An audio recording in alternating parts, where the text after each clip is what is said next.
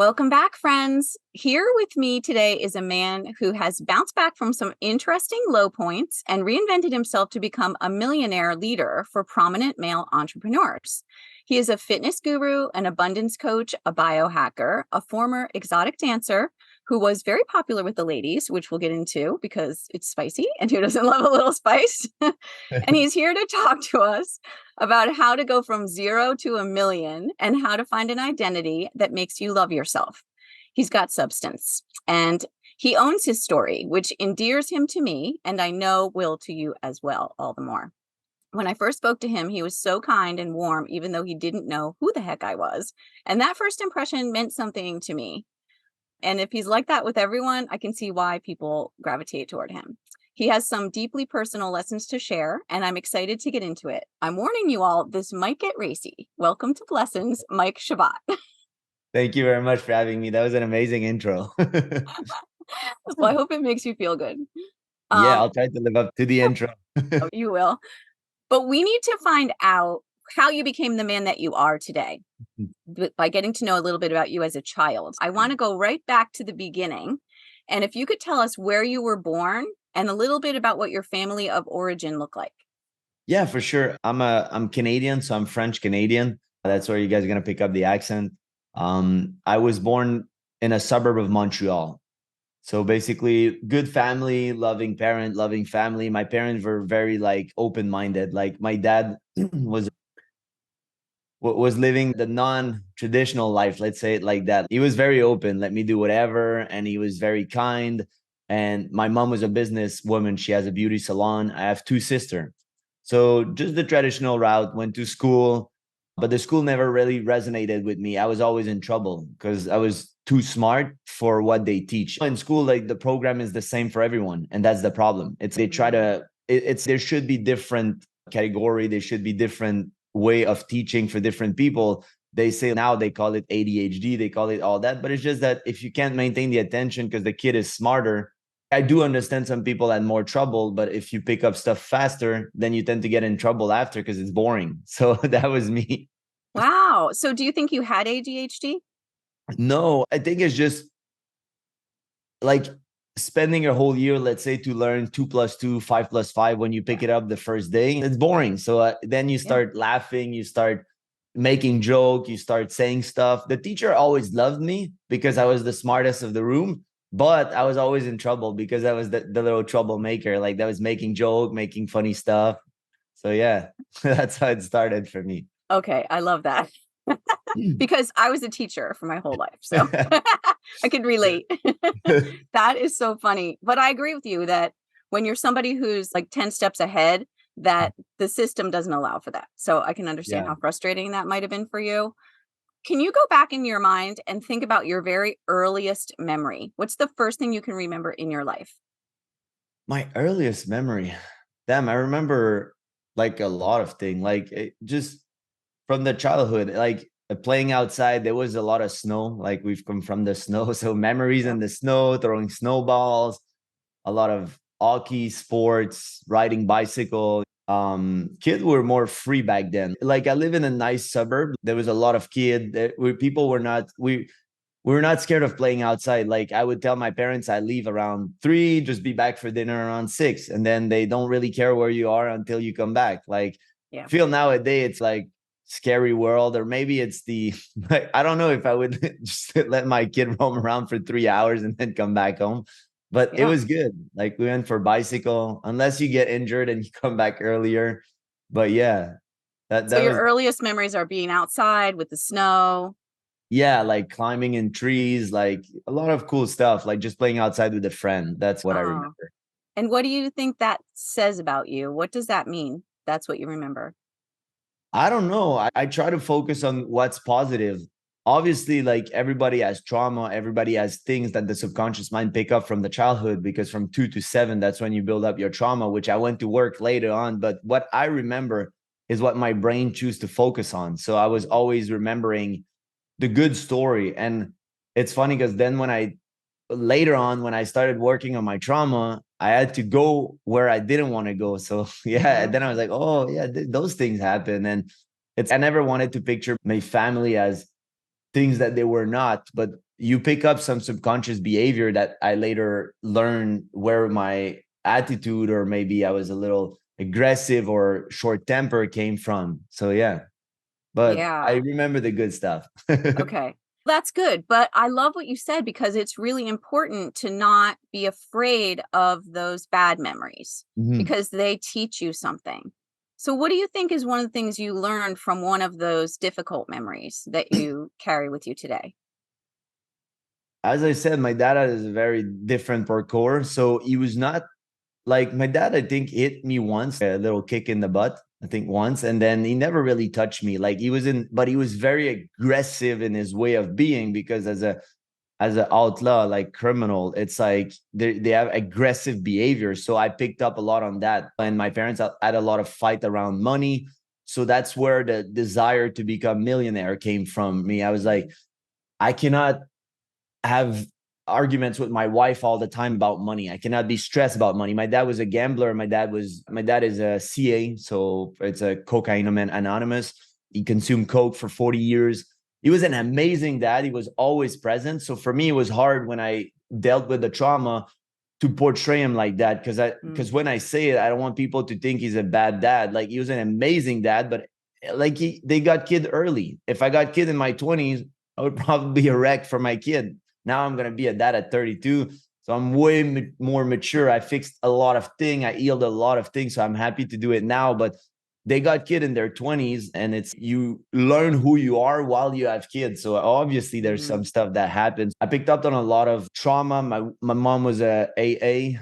So my mom was an alcoholic anonymous.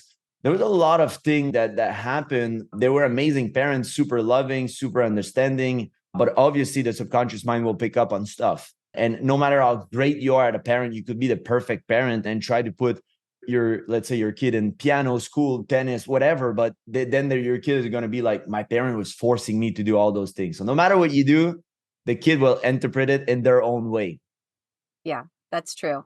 I love what you said about giving your parents the grace to have been the people that they were because they were doing the best that they could at that Yeah. time.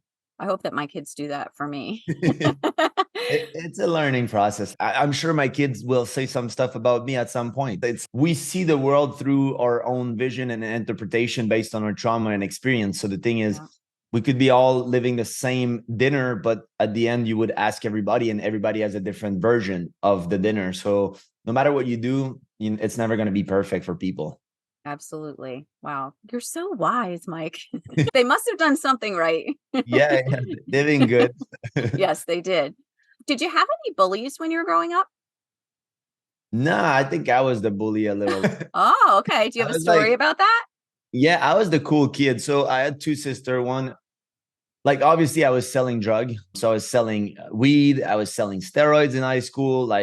And I was friend with everyone. So I guess because I was a little troublemaker, making joke, like you think when I look back, the joke that I thought were funny, now I would look at them and I would be like, you shouldn't do that, which now I'm trying to. One of my next thing basically is to go into school and teach kindness and teach that, look, being the clown, you have to be careful because it will stick in their subconscious mind. So when you make a joke, like a kid would be like, you're fat. It's the reality if you're fat. But the thing is, you say this or you bully someone often on it, it's not fun. Or if you're like, you're stupid or you're ugly, or kids how they are, we look at this as adult, we're like, fuck, this is fucked up. Like you shouldn't, it's okay to be honest.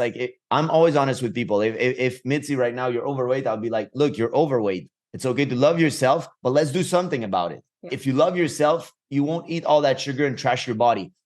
But let's make something good about it. But as I'm a person that's honest, like I'll call you on your shit and I expect my friend to call me on my shit. That's how I feel. Like that's what honesty and friendship is, but always smashing on it. And as kid, that's what we do. We make jokes, we make fun. And then you always want to be like significance. That's one of the need. So I felt like my humor could have affected and bullied people. And then reflecting back, that's what I was telling you before the podcast. When I end up at 18, 19, I was like, okay, maybe I wasn't so kind to all those people. So I found the book, How to Influence and Influence People. And I was like, whoa, there's a lot of things that I didn't apply that I should start from now on. And I was a lot of ego. I was a lot of showing off. I wanted to be seen. Yeah. Mm-hmm. Yeah. Where do you think that came from? The need to be seen? Damn, I don't know. Maybe my dad. I guess everybody that ends up like in the crime, it's because they want power, they want significance. It feels good, and then it fulfills a need. So I guess your subconscious mind will pick up on it, and then you're like, okay, I like that shit. Yeah. And then it's a way to get it that's not the right way. But the thing, Right. it's a way to get it. So your mind is like rewards, instant gratification. Let's go. So I Yeah. guess being the clown, being all that, I just wanted to be seen, be loved. Yeah, I wanted to. When I was young, I was not so popular with girl, and I had two sisters that were bringing a lot of friends. So I guess I wanted to be like accepted, loved, and then it did cause a lot of thing in the future years. Did you ever get caught selling drugs as a teen? And I was smart, like, and I wasn't a big drug dealer. I was like making small deal, doing some stuff like so. For me, it was just like making some money to buy the new MP3, the new little stuff, buy food at the restaurant, like stuff like that. And I stopped early because two of my best friends died from overdose. So I guess it was life telling me that it's not the path that I should fulfill. And yeah, I decided to choose something else. Like you always have two choice. And I decided that was not what I was going to do. Good decision. How old were you when you lost your friends? It's vague. I think around 19 or well, 19, 20, 21, around that age. Yeah. And what were you doing at that time? Did you go to college? Yeah. So I went to college. I studied marketing and finance Hmm. to become an accounting, like an accounting and CPA. And then the teacher were laughing because I was always asking question how to scam. Not scam, but I didn't want to pay taxes. And they're like, we're not going to teach you all that stuff here. I'm like, yeah, but I want to know how to not pay taxes for my business later on. And it was funny because in my head, and I don't want nobody to feel offended when I'm going to say this, but if you're making 50, 60, 70 grand a year, how are you going to teach me to be a millionaire? You didn't do it for yourself. So if I want to learn to do something, the person need to have done it. What you're teaching is book. I can read the book. Like now I want practical stuff. I want like a physics teacher that has done, I remember one from high school that had done a lot of experimentation. I loved him. I still remember him to this day. He was my favorite teacher because we were doing experimentation and he did a lot of stuff and he didn't need the money. What he was teaching was not about that. But when you're teaching me money, taxes, marketing, and you built nothing for yourself and you're just reading a book, okay, because what we learn at school is nothing like we build a business outside. Nothing. Like nothing that I learned in school that I've used. So I dropped out of college the third year. When they told me I had to work 5 weeks for free to have my diploma, I was like, oh, I'm out of that shit. I'm going to work 5 weeks for free. I was already owning a company with 12 employees. I was selling drug on the side and I was working 2 jobs plus I was at college. So I had 11 class in college. So for me, college was easy. So I was just partying, doing whatever. And I was sleeping in class and still having the best grade. And then before I dropped, I went to see if I could become a lawyer. And then they told me if I want to travel, I have to take the bar somewhere else. So let's say I become a lawyer in Quebec and I wanted to end up in LA. I was like, oh, this doesn't work for me. So I ended up not taking the bar. Like I couldn't do it. I wanted freedom in my life and it was clashing against what I wanted. So I just dropped out and I started business. Okay. And what was the first business you had? Window washing company and gutter. So we have winter. So there's the trees, they lose the leaves. Yep. Like, and yeah, and it's stuck in the gutter. And then also the winter is very dirty. And even in Florida, all the windows. So I was knocking doors with my team to get contract.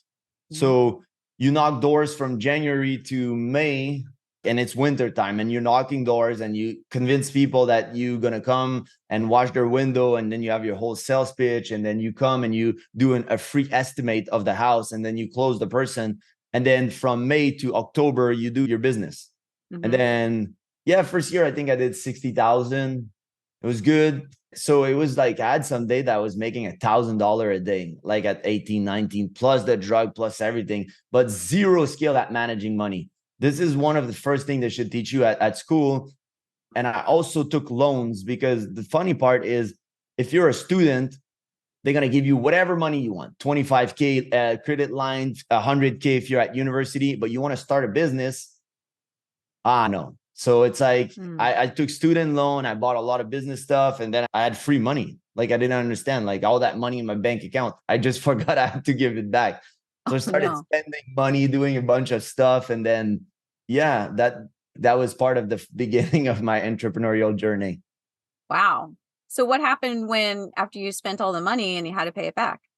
I was working other job at the same time. So I paid back everything and I didn't want to do the company. I didn't have fun anymore. And obviously I wasn't managing it super wisely. Like I was partying up to 3, 4 a.m. So the problem is that sometimes my team wouldn't show up. And then the client called me at 7 in the morning. I'm all wrecked up. I'm like, oh, who's that? And then they're like, your employee didn't show up. And then I had to go hang over, wash the window. For me, it was a burden. I was like, oh, I don't want to do that. All I thought was party, being cool, being all that stuff. My client loved me because I always showed up no matter what, hangover, not hangover. I was doing the job. Like if I put my name, I was going to do it. But then I closed the company at 21 and I was working in a tech company. I was like always a rep for a cell company like AT&T and all that stuff, but back home. And then at 21, I ended up working I wanted security.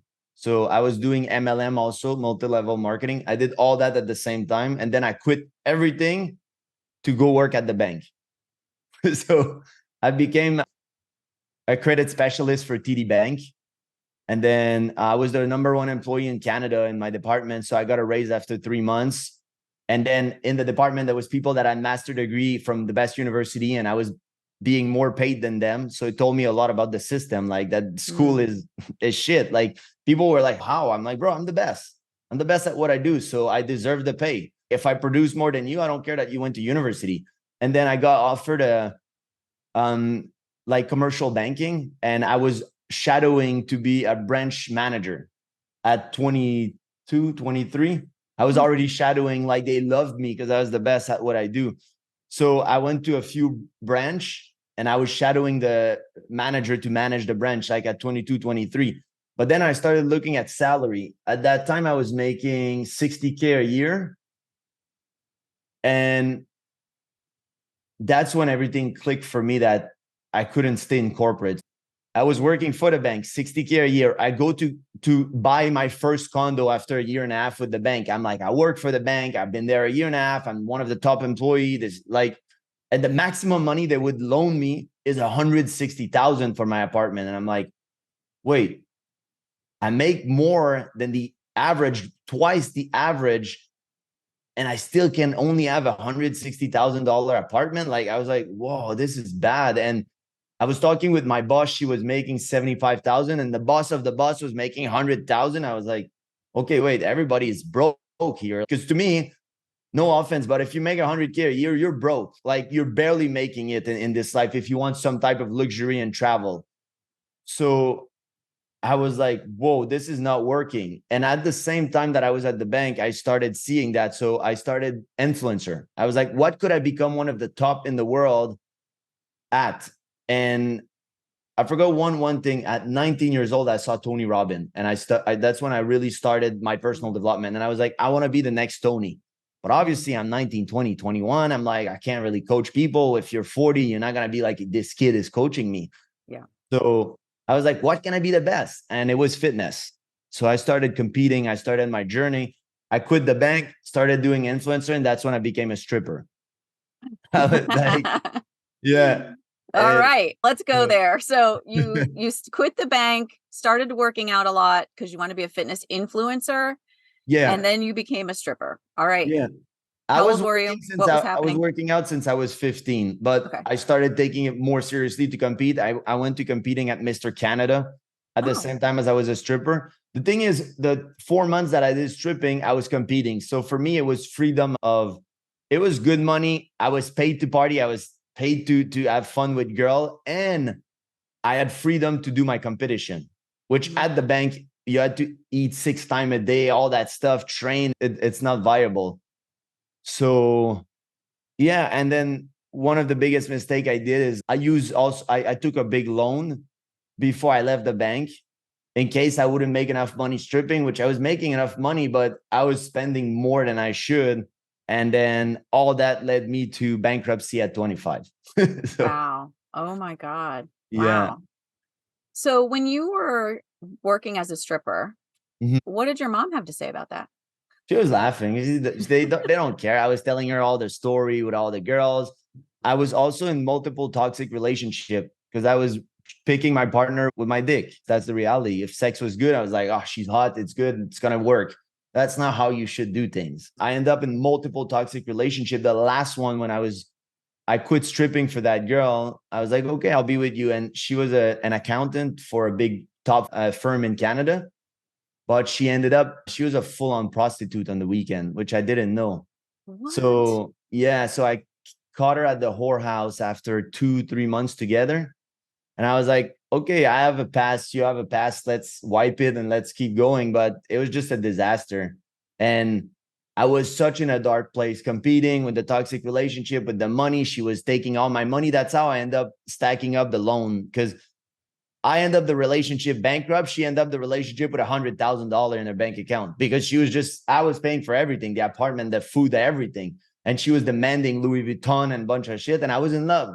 So young, stupid, and in love. And that's when I started seeing the world differently. I was like, Mm. obviously what I'm doing is not working. And at 25, I started shifting really my mindset, and I put boundaries in my life. As of now, I'm not going to do this. I won't see girls that are like this or that. And I put like a bunch of rules in my life. And I started really trying to manifest what I wanted. And 6 months later, I was back on track, making almost 100,000. So with influencer, and I was one of the first one in Canada, like, because 12 years ago, influencer work was not popular. And that's what really started to shift my vision of the world. Yeah. All right. Well, there's a lot to unpack there. So I want to talk about the toxic relationship. You have mentioned that you had an addiction to sex and women, and all these attractive women are always around you as an exotic dancer. Yeah. And I heard you say something that I thought was really interesting. You said you have to really think about it when you're exchanging energy with all Mhm. of these different people, Yeah. especially if you're in sexual relationships with them, because you're really exchanging energy with another person. And if you're only worried about the physical, how they are on the outside, and you don't know anything about their soul, Yeah. then that becomes a part of you and it affects what's happening to you. So, can Yeah. you talk a little bit about that? Yeah. So every human, we're soul living a human experience. So we're all one consciousness. Everybody is together. We're just a God particle. So that's what Jesus meant, that he was here to show you that your full potential is. So whatever you believe, like there's a source, God, whatever you want to call it, we're all particles. So when you have sex, is a kind of a miracle that we exchange and you agree on a consciousness level to share everything in between those two souls. So what happened is, if the person has a lot of trauma, you'll pick up on a lot of trauma. You'll Mm. build cord. It's also building emotional cords. And for me, picking up on all that energy, also there's an interesting thing that you have trouble bounding with someone after you have a lot of sex. Like, it took me, like, I was a sex addict. It was filling a void, a temporary void. And since my parents were like addicted to coke, alcohol, and all those bad habits, for me, I was a gamer and I was addicted to women. So for me, it's two habits that doesn't destroy my body. What I Mm. taught, it still has an impact. And I just saw it later. I was having sex with a lot of women, like especially stripping, especially after I was a good looking man. I was famous online.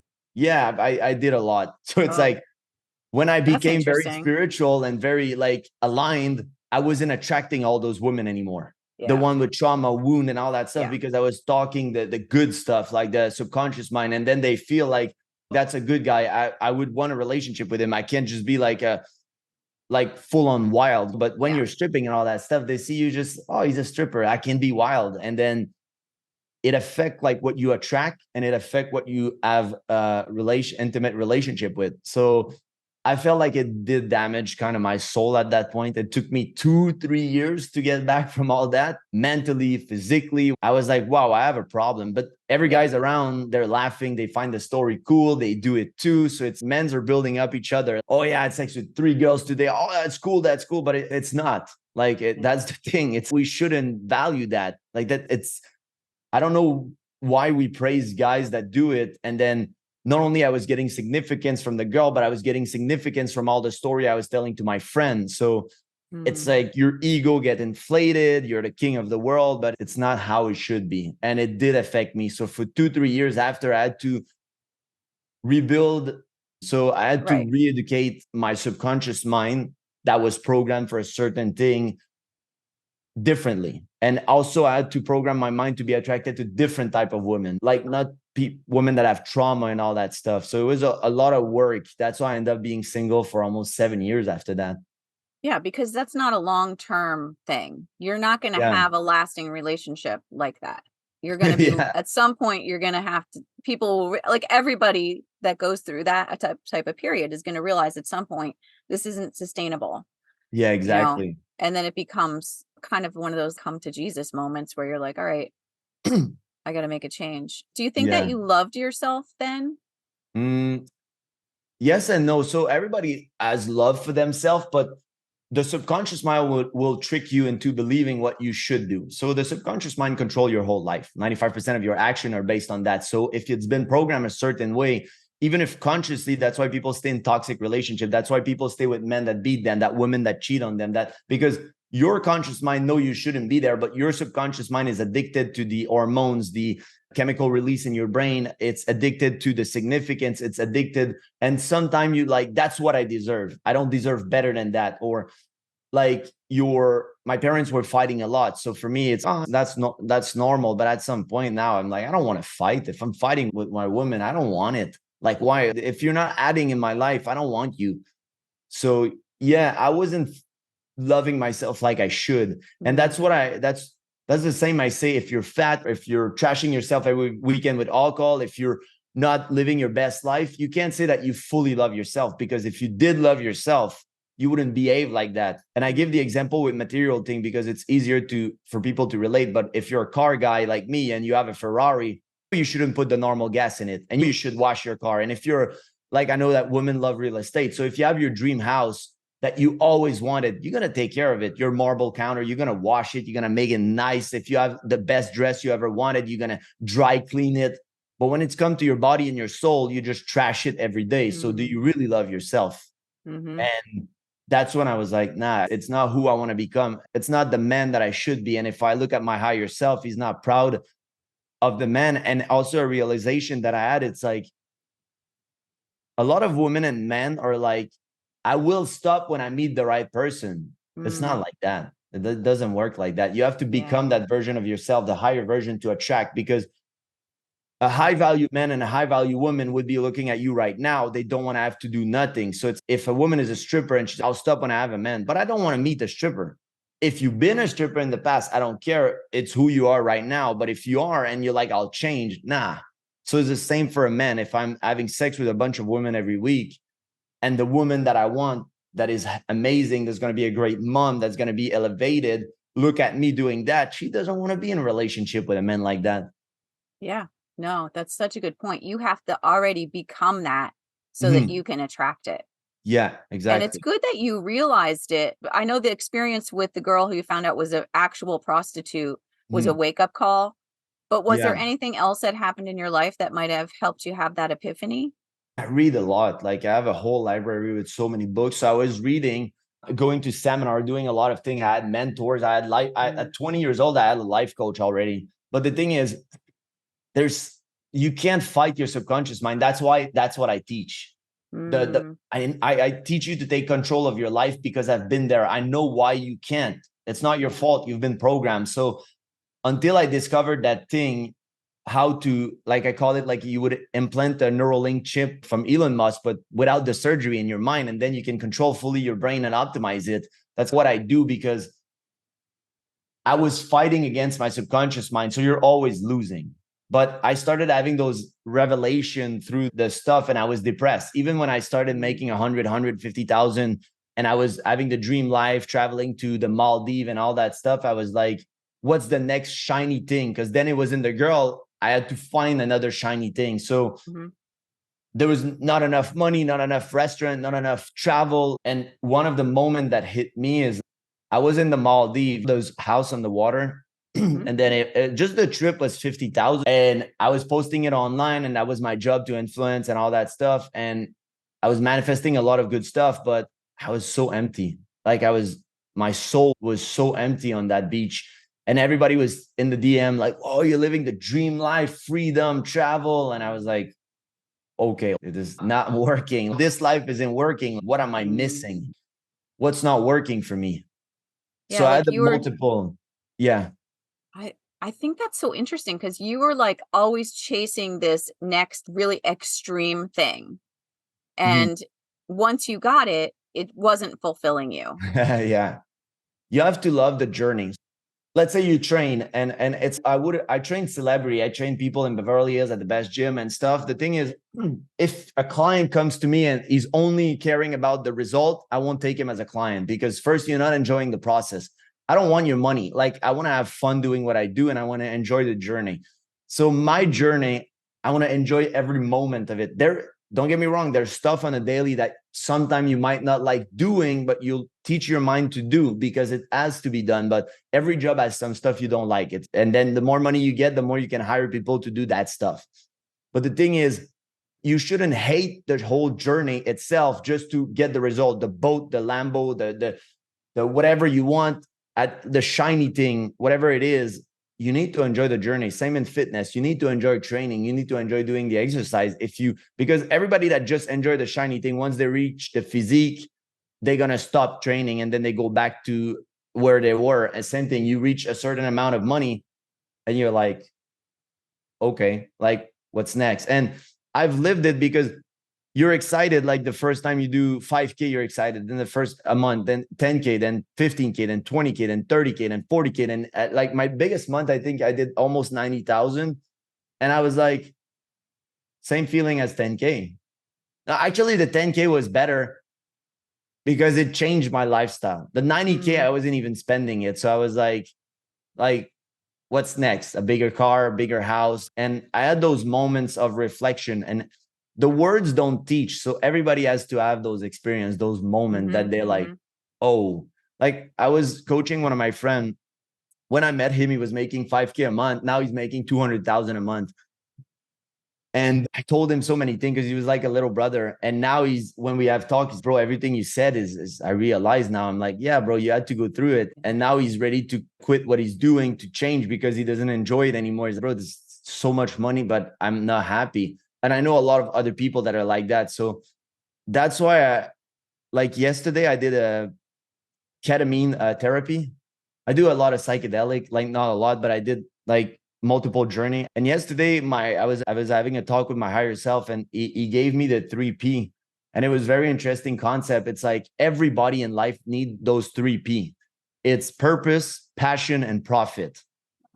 If you don't have all of them, you're not going to be fulfilled at the end of the day. So a lot of people chase profit. That's okay. You need profit when you start a company. You don't want to work for free. We understand that. You need passion and you need purpose, a mission.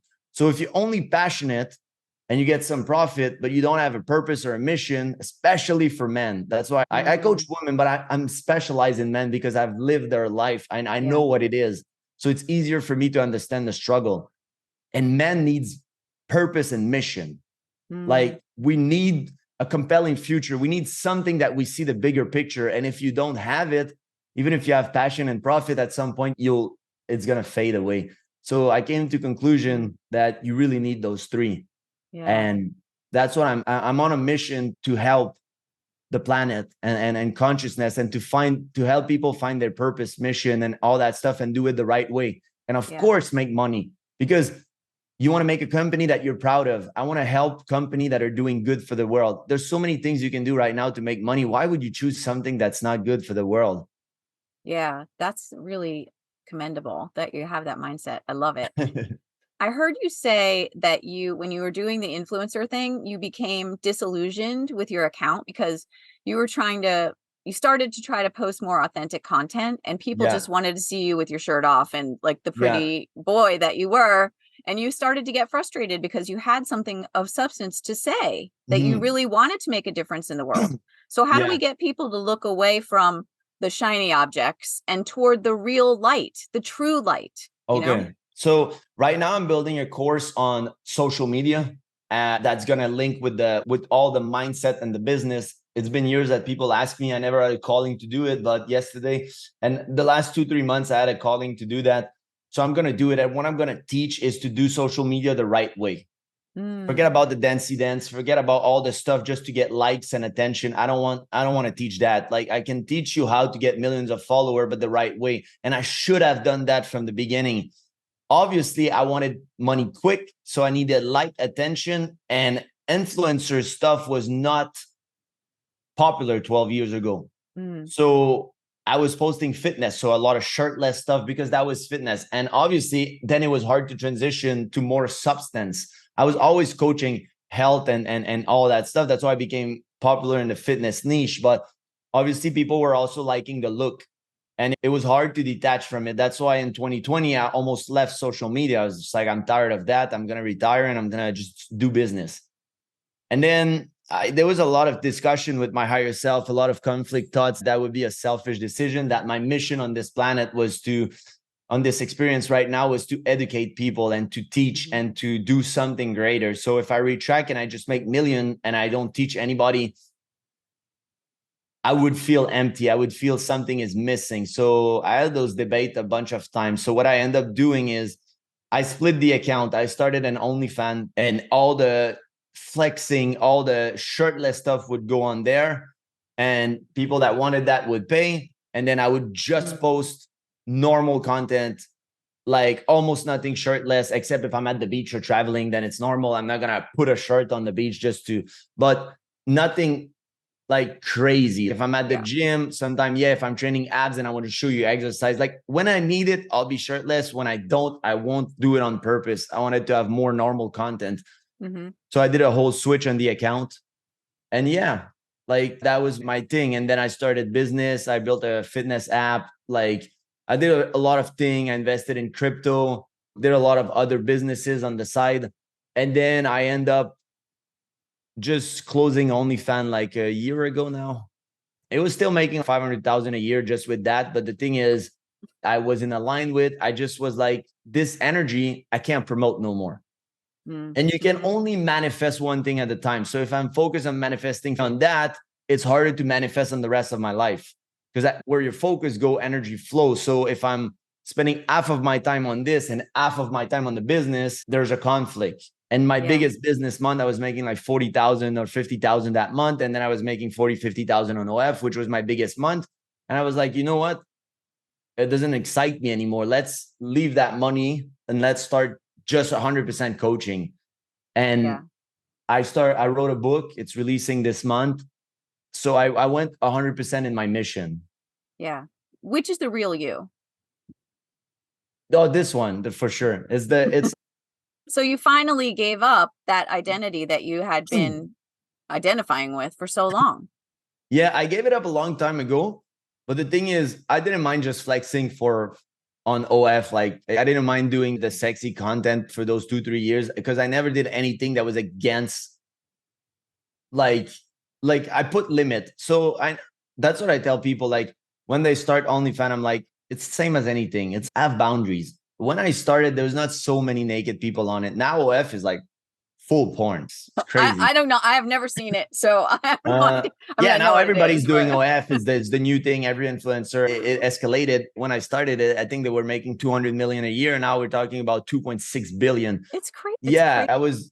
there was like, so there's a girl that I saw her interview recently. She made 20 million this year. She was making 60,000 last year. She started OF. She's making 20 mil. So when you hear all those story, the reason why you look at that content is because there's a perversion in this world. Yeah. But it's insane. That's why people end up on OF. That's why people do thing. And then there's boundaries. And then money will break your boundaries. So there's a funny thing that we say with friend, I'm hungry, but I'm not thirsty. So I'm hungry for money and success, and I want to get there, but I'm not thirsty. So I won't do just anything. Like there's rules. So there's rules in everything I do, relationship and all that stuff. Since I'm 25, there was rules. So for me, when I started, I won't do naked. So anything else, okay. But even that, at some point, I was like, you know what? It's just, I don't enjoy taking the picture anymore. So if I don't enjoy it, let's void it. Even if I make a lot of money, let's cancel it. Let's just focus on something else. Yeah. But that's interesting what you said, that money makes you loosen your boundaries or let them go completely. Yeah, it's weird how the subconscious mind works, because same as sex, same as anything, you start doing something and then it becomes normal. So let's say, okay, I'll go shirtless. I'm pushing the boundaries. Then you're going to go shirtless. Then after 6 months shirtless, you're like, I'll go do lingerie as a woman. Yeah. Then you make a lot of money, lingerie. You're like, they almost see my boobs. Like, must just show them. So then you go, and then you only have a penny on. Yeah. And then you're like, you know what? It's just a penny. Let's remove it. And then you're fully naked. It's your brain will normalize everything you do on the way. Yeah. And that's why you don't realize that it becomes a perversion at some point. And then when does it become a perversion? And how do you like stop yourself? So and there's so many people are like caught up in that. Yeah, everybody has to put their own rule. I'm not the judge and jury. I'm not God. I won't tell you what's right, what's not right. You decide what's right. The thing is, there's boundaries. And also, it's at some point, you got to stop. If you do those things, stripping, OnlyFans and all that stuff for me, and you have a purpose, like I know a girl that wanted to start business and invest in real estate, do certain things, it's okay. But if you have no plan, you just want to do it and you have no boundaries, that's for me, it's put boundaries on yourself. Where do you stop? Because there's no stop, then it's going to go in the wrong direction. Yeah, because at some point you're going to have to get in the real world. Mm-hmm. And I don't judge OnlyFans people. I'm just saying, like, in life, you have to have rules. If you have zero rules and zero boundaries, and a lot of people don't realize until it's too late. Like, a lot of people think it's okay. Like, you hear a lot of those girls that did that stuff that now they're like, oh, I wish they was in on the internet. I wish that it's there. It's too late. Like, for me, the reason is I was like, okay, one day I'm going to go to Google and I'm going to teach stuff, and I don't want to be seen like that. And there's no problem, but I didn't want personally to be seen like that. And I believe in consciousness and teaching the right thing. So at some point you have to set yourself for what you truly want, and you can't let money dictate how you behave. Yeah. Yeah. That's a really good point. You talked a lot about connecting with your higher self, and I love that. Let's just switch gears a little bit and talk into the spiritual things a bit. Yeah. How do you connect with your higher self? What's your process? I facilitate breath work. So I'm going to start again. There was a lot of things happening in my life, so I put it on hold. I'm going to be a father. This is so many things. Now I'm going to start back giving free breathwork session. Normally, guys, I charge $200-$300 for a breathwork. Now I'm going to start hosting back. Like, the comments that people are saying is, breathwork is one of the cheat code to ascend and release DMT. So DMT is what you will find in a psychedelic. You have it in your body.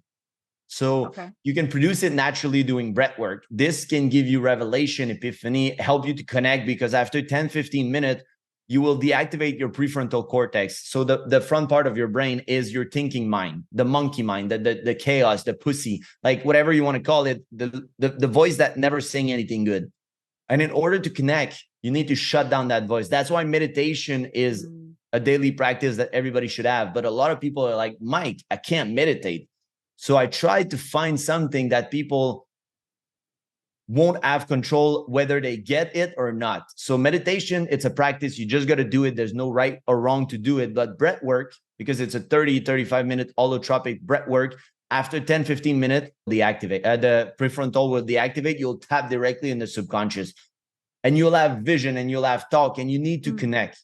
Like, I have gut feeling, I have downloads, I have psychic ability. But the thing is, at first, you don't know if it's really what it is. And now you know. Like, the more you tune in, the more you know. And like yesterday, let's say when I did the ketamine therapy, I entered a space of pure silence. Like, the voice wasn't there anymore. And that's when I know I'm fully with source and my higher self. And I'm like, okay, now let's mastermind. Let's go. So there's no can I do it? Will I do it? Is it going to succeed? It's just pure faith that they like, first, Mike, we want to let you know everything is going to work as it's intended. Everything is going to be okay. Don't worry about anything. Now let's mastermind. And then that's the thing. A lot of people don't have faith. They have fear. And you have to connect with your higher self. You have to have those talks. So you can do a lot of meditation. You can do breath work. You can try psychedelic therapy if you want. There's ketamine, there's mushroom, I did ibogaine. There's a lot of way you can do it. If you don't want to touch that, make sure you do meditation and breath work, because you can achieve the same result. It just takes more practice.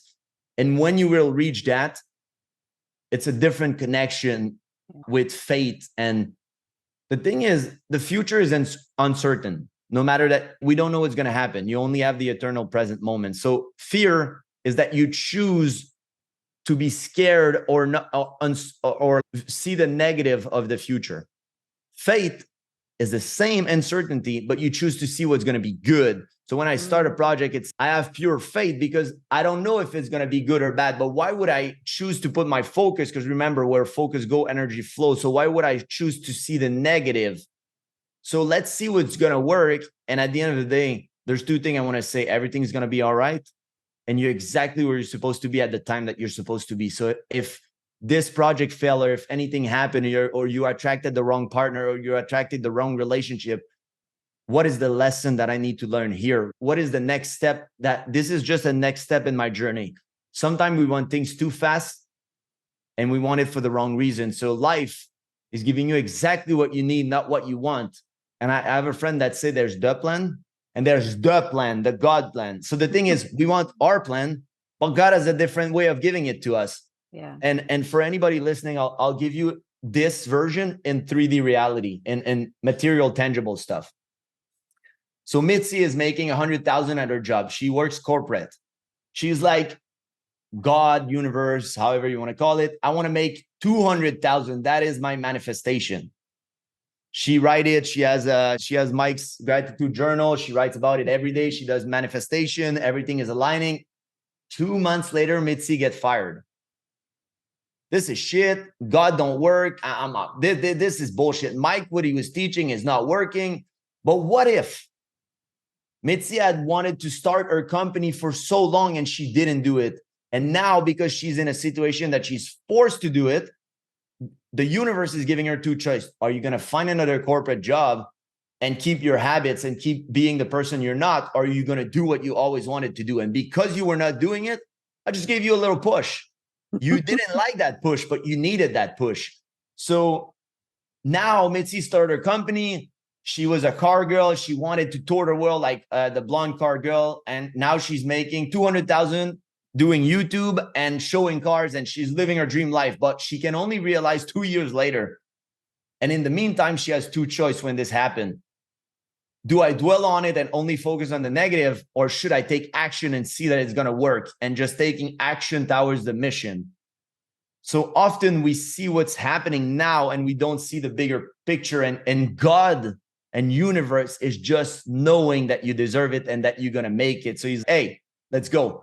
And you're like, oh, I'm not ready. You're never going to be ready. It's like, you're not ready to have kids. You're not ready to be an entrepreneur. Just do it. And you'll figure it out. Like, life will be good. Don't worry about it. That's what I like to say. It's like, no matter what happened to me, it's like, I've been bankrupt. I've been to rock bottom. I don't care. Like, when I closed all my company last year, influencer, everything, I shut down everything. I was like, okay, so what's the worst case scenario? I like to do that. I'm going to lose the house. No problem. I'm going to lose the car. No problem. Is there anything else? No, that's the worst. What would be the best scenario? Oh, I make $1 billion in the next 20 years. I'm flying private. I'm giving the best life to my family. I'm living my dream. I'm living my purpose and my mission. It seems like an easy choice when I put what's the worst, what's the best. And then that's the thing. It's like, when people are going to invest to get coached by me or stuff like that, it's like, what is the worst thing? You don't do nothing. You don't make it work. You lose a few $1,000s. What is the best thing? You live your dream life. You making thousands, maybe millions of dollars. So do you choose to be in fear, or do you choose to have faith in yourself? And it's always the question that you'll ask. And a lot of people choose to stay in fear. And then they wonder why we have so much suicide nowadays and so much depression and so much anxiety. It's a programmation in your brain. And you're just feeding it every day. And now you're like, I have anxiety. Bullshit. Anxiety is that you're focused on the past or the future. You keep dwelling on what you couldn't fix and you can't fix, or you keep being in the future, being scared of what's coming and it's not there yet. So why? It's impossible to be stressed in the present moment. If you really focus for what's there, you can't have all those emotions. So learn to control your emotional state, your mind. And one free thing that everybody can do is breathing. So how do you breathe when you're stressed and then you're mad? And then how do you breathe when you're happy, when you're having a good moment with your family, when you're at the beach looking at the water, you're like, that's a good life. So why don't you try control your breathing, your emotion, your state of being every day, one day at a time? Yeah. Yeah. Oh, that's great. Wow. You're on a roll. I love that. I love the idea of looking at comparing the worst to the best, because a lot of people say, well, they'll go through the exercise of what's the worst that can happen, but they don't add that other piece. What's the best thing that can happen? Yeah. They don't believe in themselves. That's the problem. Like when someone don't invest in my coaching, like when I do a call, it's not that they don't believe in me. It's that they don't believe in them. I have hundreds of $1,000s of training mentorship. Like I made million, like it's bro, you want the recipe for the cake? I'll give it to you.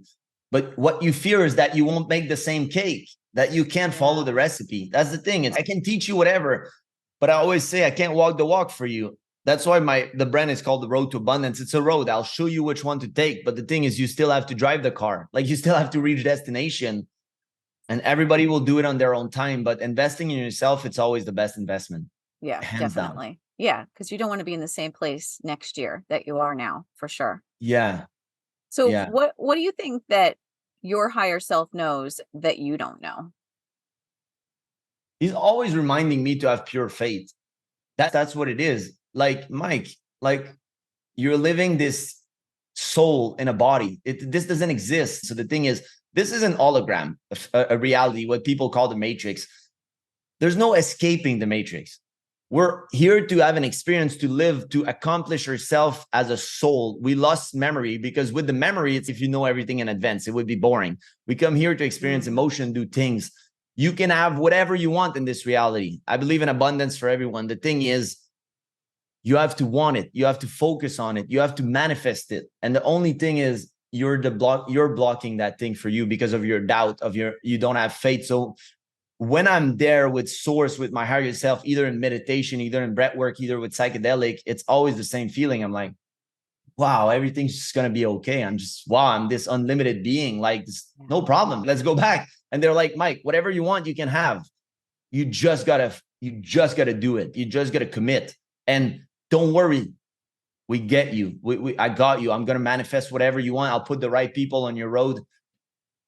And that's the reality of thing. The people that are high vibration, they're going to feel other people that are high vibration and they're going to want to help them. It's weird because when I was young, some people told me like, a lot of people are going to help you on your journey. And I was like, why would people help me? Because when you align, when you're on the right frequency, let's say you're hearing the radio at 95.9, I'm on 96.9. I don't want to be on your radio channel, but everybody that's on my channel will see me. But a lot of people are like, I don't see the opportunity. You're not at the right frequency. And so there's the pineal gland in your brain. This is the radio frequency. Your heart is the tuning dial. When you feel good and you emanate that frequency and you're good, people will be like, I don't know what's it. What about Mike? But I just love the guy. Like, he's honest. I like him. I like his vibe. And then they want to do business with you. And then they're like, just like Craig did, it's, hey, I have this girl that would be cool for you. I have this person. You like, if I wasn't a genuine nice person, and you can't fake it, people will see it. So the thing is, when you're genuinely in that vibration, people will be like, you have to meet that guy. Oh, you want to do this? I got you. Like, you should do. And then the more you're fulfilling your purpose, the more thing will align. Millionaire can be made overnight just with one connect.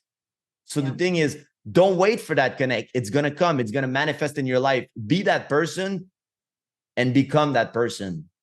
Yep. Again, you got to be it before you can see it, right? Yeah. Yeah. I love that. So what's something in your life that you've always wanted to do that you haven't done yet? Speaking, like, that's my next step. Like, I want to become a like a speaker on stage. I want to go to school. Recently, I had the opportunity.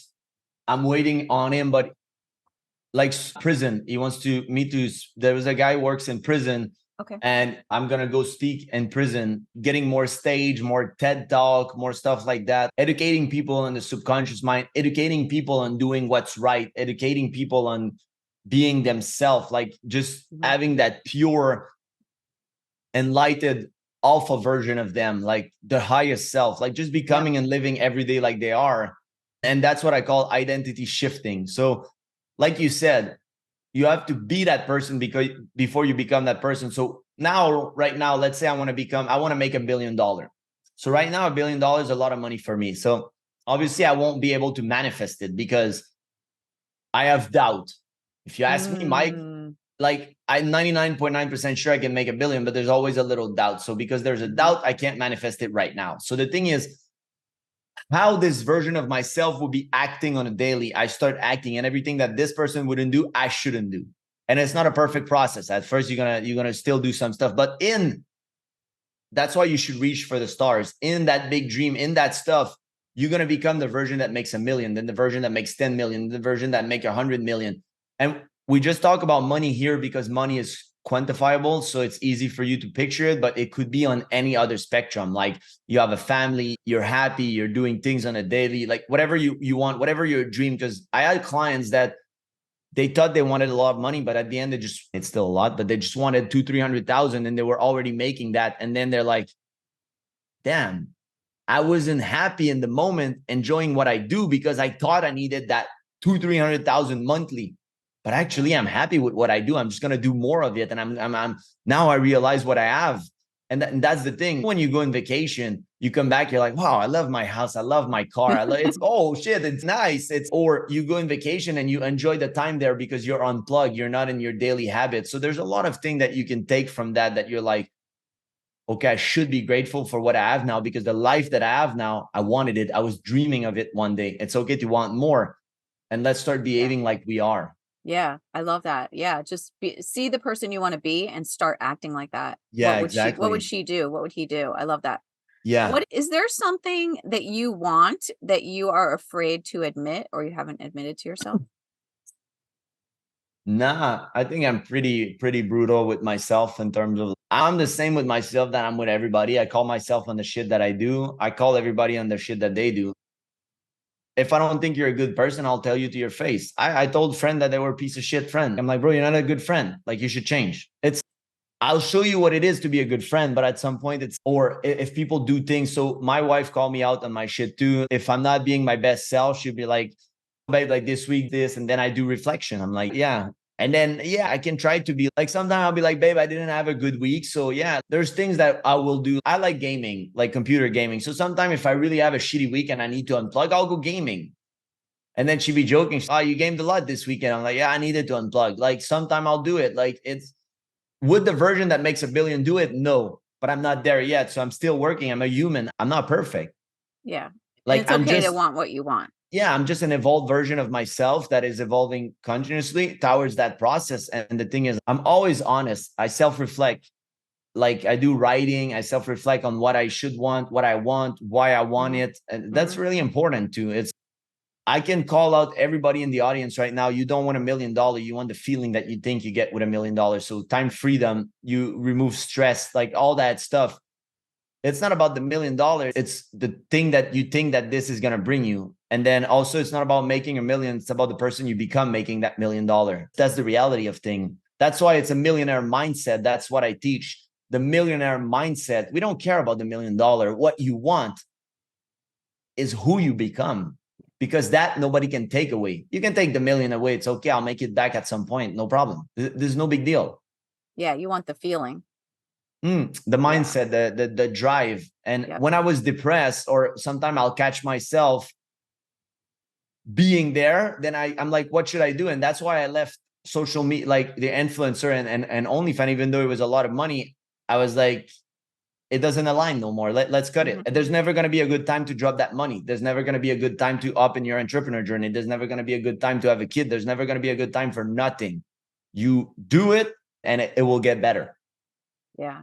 And it's okay to say, if it doesn't feel aligned anymore, to stop it. Yeah, with friends, with relationship, any. with anything. Guys, you don't need to ask permission to nobody to drop them. It's sad, but I don't wish them bad. It's go do your life. We don't align. I left some friend. Like there's some friend I don't talk with. Was one friend that I knew for 8 years that I stopped talking. I'm like, bro, you don't respect me. You don't respect who I become. And you now are part of my past. I wish you all the best, but I don't want to talk to you anymore because the 5 closest person to you are really affecting who you are and how you drive your life. All my friends are successful. All my friends are striving for more. So it's really hard when someone is not doing good and you call them and you had I made 20,000 this week and the person is struggling to pay their bill. Bro, it's going to be a clash. Like they won't be happy for you, not genuinely.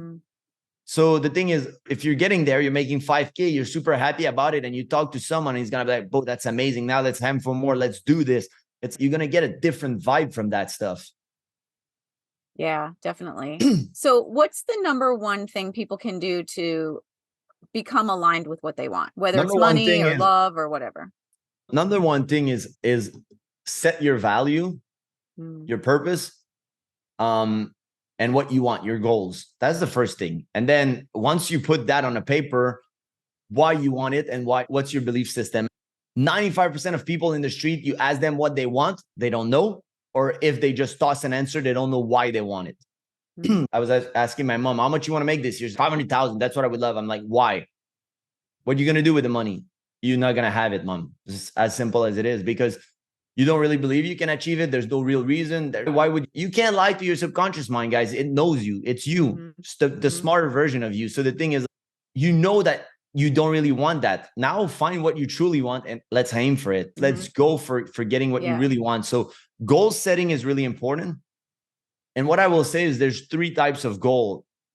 So the goal type A is Mitzi is driving a C300 Mercedes. Now she wants the C43. Or let's say that she wants the C300 2024.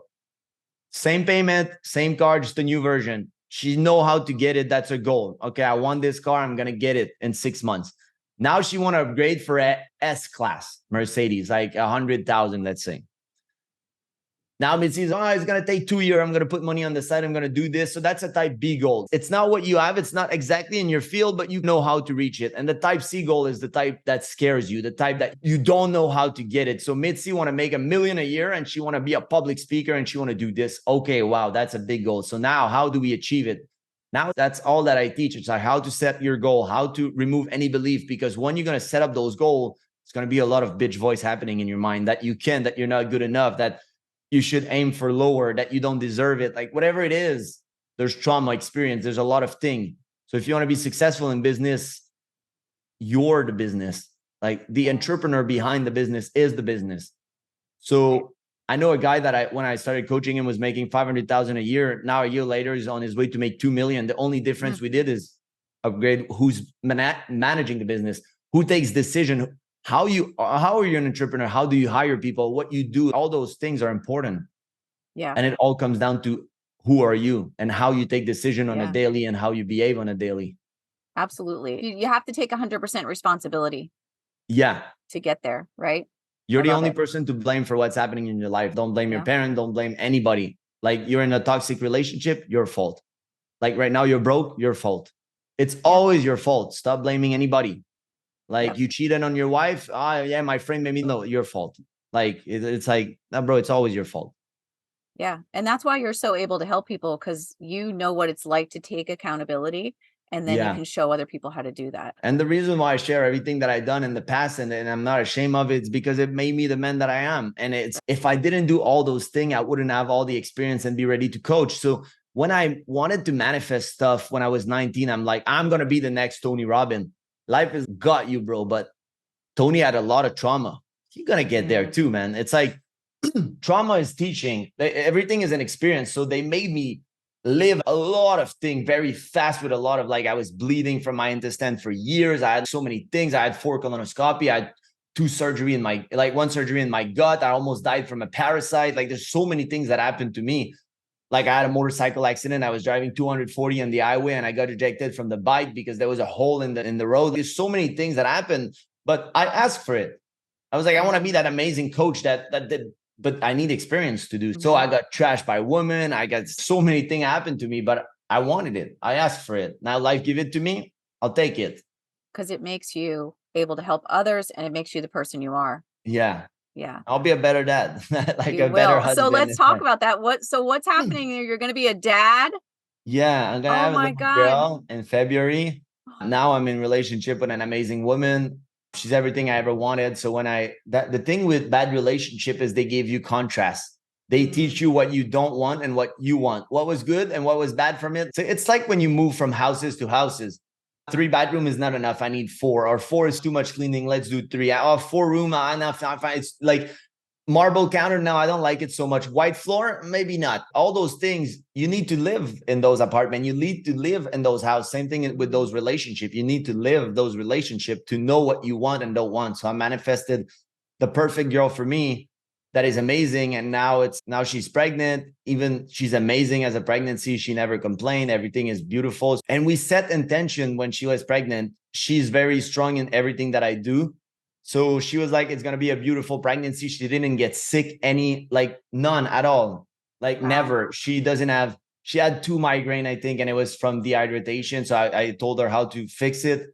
Like, it's basically you're missing mineral and salt and all that stuff. Migraine is only that your minerals are not balanced. So, but she had a beautiful pregnancy, and we're going to do midwife. We're going to have the kid at home. I don't believe in the system, in the hospital. It's very traumatizing. If you want to see a very good documentary and you're going to be a parent soon, it's The Business of Being Born. But like the midwife, if there's any complication, you can get rushed at the hospital. There's no problem. So the thing is, there's so much thing that you learn in the documentary. They make money on you. Like midwife is 5,000-6,000. They come, they do everything. They watch your pregnancy. They're happy to do it. They love their job. All the doctor because we went to the hospital, the doctor, you're just a patient. There's no personalized service. You're just a number, and you're going to pay, and they know, and they just want to make money on you. It's a very bad system. And then the baby is born. There's no connection with the mom. They don't put the baby on the mom. They take it, they clean it, they put it away. That's my kid. What are you doing, man?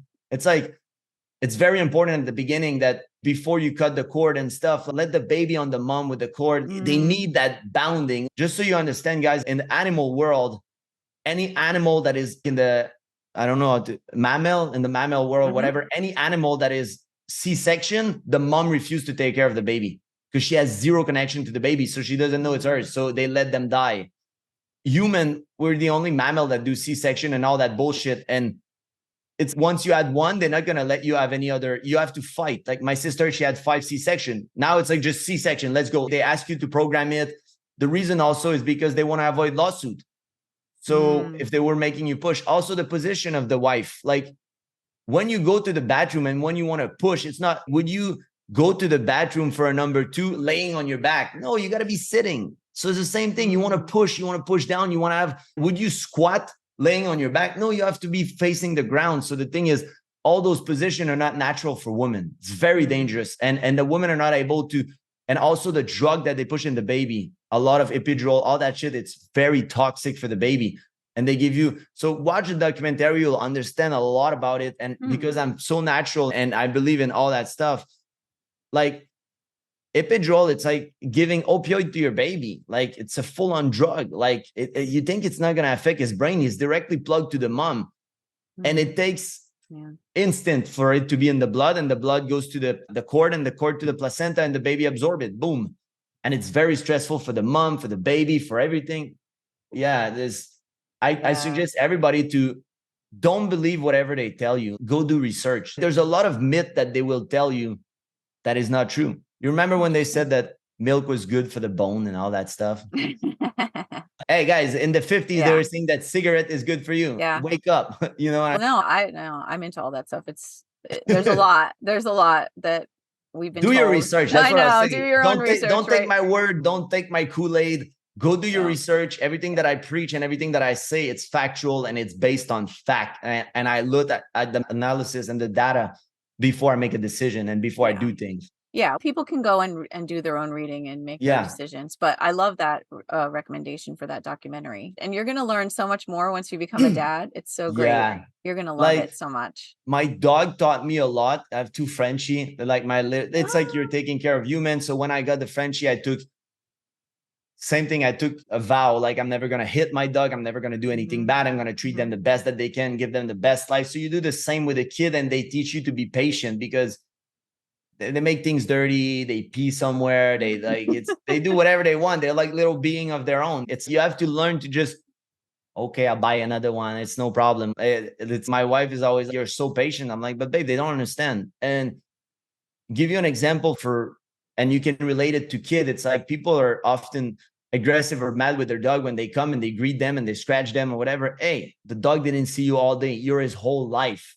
Yeah. You just want some love and attention when you get home. And when you got the dog, that's what you wanted to give. Now, because you're busy and whatever, you forget to give love to this little being. And that's what happened with parents. I know it's hard. I know you're going to be sleep deprived and all that stuff, but do your best. And that's a lesson. It's going to teach you so much patience. And I know that my daughter is going to do that for me. It's like, I hate when baby cry, but I'll have to learn to deal with it and try to just appreciate every moment that I get and just surrender to the moment. And everything is going to be like a learning experience because now you're responsible for that being. And it also makes you more responsible because I don't want to do trauma on her. I don't want to be aggressive. Like when I'm going to say no for things, I'm going to explain her why I say no. A lot of parents just say, no, don't do that. It's, hey, come here. Let's talk about it. Like your kid, you think they don't understand, but from 2 to 7, their subconscious mind is where they pick everything for their life. Everything is happening there. So when you just think that they don't understand, they do understand. They're a way smarter being than you think. So be kind, be loving, explain why you do things and why it's important for your kid to do certain things a certain way. And it's going to teach me a lot. And I'm going to grow again into a better man. Yes, you are. You're always evolving and you're going to be a fantastic dad. Yeah, I hope so. You are. Can you just share with us at the end here, what are the biggest lessons that you've learned in your life? Number one lesson I would tell everybody is be patient. Why you're so in a rush? Everybody's going to die. Let's settle that. Everybody's going to die. And the only reason why as soul, we're living in this reality that we're going to die is because if you were not going to die, you wouldn't feel a rush. Like if there's a cell, you want an item, it's on sale, you're going to go get it because there's an urgency. So we all know we're going to die. Now, the important is what you do in between. Your soul is not going to die. Your energy, we never lose it. You're going to come back no matter that you believe or not. Whatever your energy is not going to be lost. There's nothing scary. It's pure bliss when you're out. Like I've been there, source. It's pure bliss. Like it's going to be amazing. But now it can be amazing on this planet too. And just live the experience. Learn to be grateful for everything. Nature is so beautiful. Everything is amazing. You see a butterfly, you can learn to love like everything. It's like we forget to live in the present moment because we've been so conditioned for every material thing. And we're such in a rush also to prove ourselves, to feel significant. So we're going to rush for money. We're going to do the wrong choice. We're going to have the fear of missing out. I want to tell you to relax, like breathe, enjoy life. Look, guys, some people go to school like a doctor to make 200,000-300,000, but he's going to spend the next 12 years in school. I can guarantee, and that's a promise I can make you, if you do 12 years of what I teach, if you do 12 years of personal development, if you're going to make way more than that.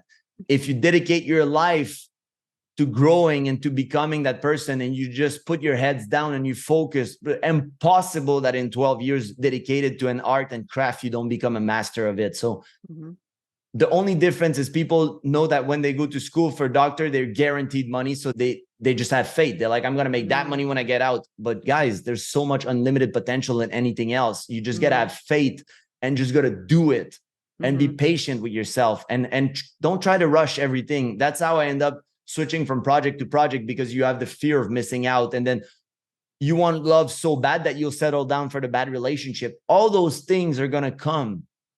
Just be patient. And we give our power away and we go to psychic and we ask them questions, when I'm going to get married, when I'm going to have kids, because we want to feel so good by the answer. And then, guys, it doesn't matter. It's just going to happen. Just become that person that you want to manifest the person with. And same thing with the money, and it's going to happen. Take your time. What if I just become a billionaire at 60? Then it is. What if I never do? Then I'll end up like falling short at 100 million. I'll live a good life. Don't worry for me. The thing is, I don't do it for the money. My ultimate, like when I put all my ultimate goal, my ultimate lifestyle cost me 1.5 a year. That's everything I ever wanted and more. Like that's living the lavish life, the private jet. So I'm like, the reason why I put $1 billion is for the impact I want to have in the world. That's my mission. It's like I have 9 companies I want to build. there's a lot of things, but I don't even care. I'm going to enjoy the journey while I build those company, what I change the world, what I make an impact. And even if I fall short, so it is, I'll be enjoying myself on the way up. Right. You know how to enjoy life. That's great. What's your biggest blessing? The thing you're most grateful? Well, I'm grateful for that. I was never like, I always had that thing that I didn't believe in the system, questioning stuff. That was a blessing for me, because when you ask question, the better the question, the better the answer. So I question everything. And it's okay, because your belief are just thoughts that you maintain for a long time. When you question them, you can see if they serve you or not. If they don't, abandon them. I'm grateful for the abundance I have in my life. I'm grateful for my wife. I'm grateful for the dog. I'm grateful for amazing friend, family, for the support that the people give me. Like, the thing is, like, I have my journal, guys. You can do it on a notebook like that. So let's say yesterday I was like, I'm grateful for the beautiful conversation with Curtis. Curtis was a friend that was home. We had an amazing conversation. So when I wake up in the morning, I'm going to be grateful for different things. And I try to pick 5 things every day for different stuff. So just show you how it works. I'm grateful for my bed and the sauna, because I have an amazing bed that I have cooling therapy. I have a lot of things. I have a red light sauna therapy. I'm grateful that I can afford that. I'm grateful for my lifestyle. I'm grateful that I live in a free country. Is there a better place to live than United States? In my mind, yes. But am I grateful to live here? Yes. So it could always be better, but be grateful for what you have. I'm grateful for the Kindle I got. I'm grateful for my healthy body. I'm grateful for my brain. I'm grateful for the people in my life. I'm grateful for a computer that I have. That's kind of example. So every day I pick 5 things. And at some point, I love it. After a week or two, you're going to start needing to think outside of the box. Because at first you're going to think about all the material. Then you're going to be like, right. Wait, I'm grateful for my eyes, for my vision, that I'm a healthy person, that I have friends, that I'm loved, that I'm like, and the list goes on and on. Does. I love that so much. All right. Oh my gosh. Mike, thank you so much for being here. Thank you You've for been, having me. yeah, you've just been so great to talk to. You really ran the gamut of stuff, and it's just really interesting. I love people who've had interesting lives, and thank you for sharing so vulnerably about yours. Anytime. And guys, thank you for listening. I hope that you learned from my mistake, my experience, my teaching. If you want to connect, if you want to follow me, if you want to see more. And thank you for giving your time to Mitzi, guys. She's sharing knowledge. She's bringing amazing guests on the podcast. Everybody has to be grateful for this amazing opportunity. Thank you. And we'll have all of your contact information in the show notes for people who want to Amazing. connect. Thank you very much. Thank